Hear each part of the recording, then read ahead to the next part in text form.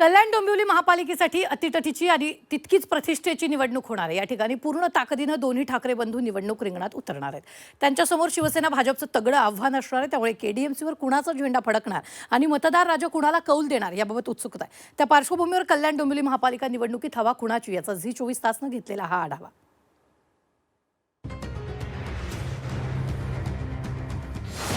कल्याण डोंबिवलीत हवा कुणाची? ठाकरे बंधूंना जनता साथ देणार? भाजप शिवसेना पालिकेवर झेंडा फडकवणार?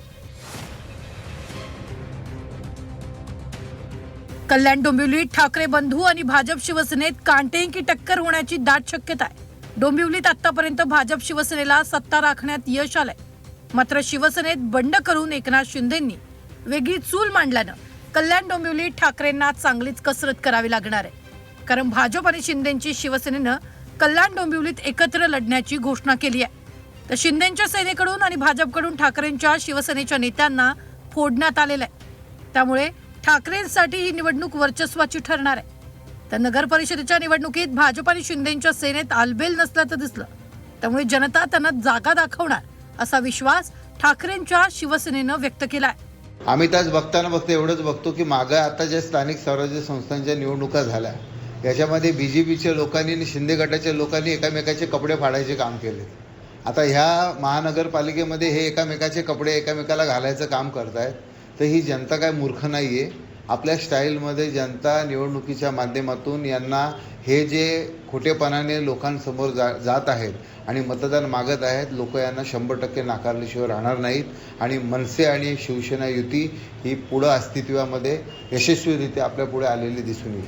कल्याण डोंबिवलीचे खासदार श्रीकांत शिंदेंच्या नेतृत्वात पालिका निवडणुका लढवल्या जाणार आहेत। शिंदेंच्या शिवसेनेनं कल्याण डोंबिवलीत प्रचाराला सुरुवात केली आहे। विकासाच्या मुद्द्यावर जनतेसमोर जाणार असल्याचं शिंदेंच्या शिवसेनेचे आमदार राजेश मोरेंनी म्हटलंय। श्रीकांत शिंदे एकनाथ शिंदेंनी केलेल्या विकास कामांवर जनता विश्वास दाखवेल आणि महायुतीला जिंकून देईल असा विश्वास त्यांनी बोलताना व्यक्त केलाय। लोकांना या महायुतीवर विश्वास आहे। नागरिकांना सन्माननीय महाराष्ट्राचे उपमुख्यमंत्री एकनाथजी शिंदे साहेब, लाडके खासदार श्रीकांतजी शिंदे साहेब, आमच्या सर्व लोकप्रतिनिधींवर नागरिकांचा विश्वास आहे की हे महायुतीचं सरकार हे लोकांची कामं करणारं सरकार आहे आणि त्याप्रमाणे आमच्यावर विश्वास ठेवून की बाबा आम्ही विकासाच्या मुद्द्याने जाणार आहोत आणि तो विश्वास ठेवून आम्हाला परत या महायुतीला निवडून देतील याविषयी आम्हाला खात्री आहे। कल्याण डोंबिवलीत महायुतीमध्ये स्थानिक पातळीवर स्वबळाचे वारे वाहत आहेत। शिवसेना आणि भाजपकडे इच्छुकांची मोठ्या प्रमाणावर गर्दी आहे। त्यामुळे युती झाल्यास अनेकांच्या नाराजीला महायुतीला सामोरं जावं लागेल। मात्र वरिष्ठांनी घेतलेला निर्णयच मान्य करू असं भाजपचे माजी आमदार नरेंद्र पवारांनी म्हटलंय। महानगरपालिकेच्या निवडणुकीमध्ये देखील युती झाली पाहिजे अशा प्रकारची भूमिका अनेक नेत्यांची आहे, पण ज्या कार्यकर्त्यांना या निवडणुकीमध्ये संधी मिळणार नाही आहे त्यांची माफक अपेक्षा आहे। आम्ही लोकसभा विधानसभेला आपलं काम केलेलं आहे, आता आम्हाला स्वतंत्रपणे लढण्याची संधी द्यावी। पण कार्यकर्त्यांची भूमिका ही आम्ही सर्व नेत्यांसमोर मांडलेली आहे।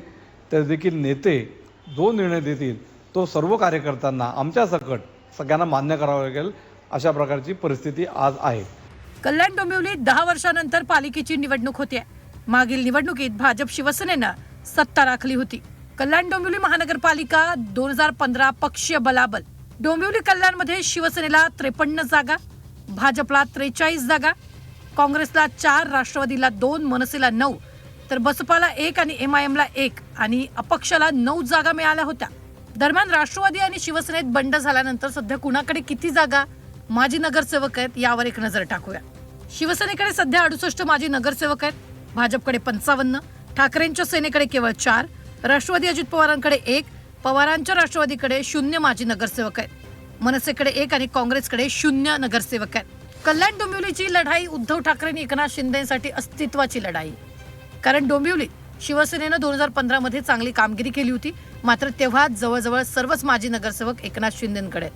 मात्र ठाकरेंसोबत यावेळी राज ठाकरेंची ताकद असल्यामुळे ठाकरे बंधू महायुतीला कल्याण डोंबिवलीत कडवी झुंज देणार यात शंका नाही। आतिश भोईर, झी24 तास, कल्याण डोंबिवली।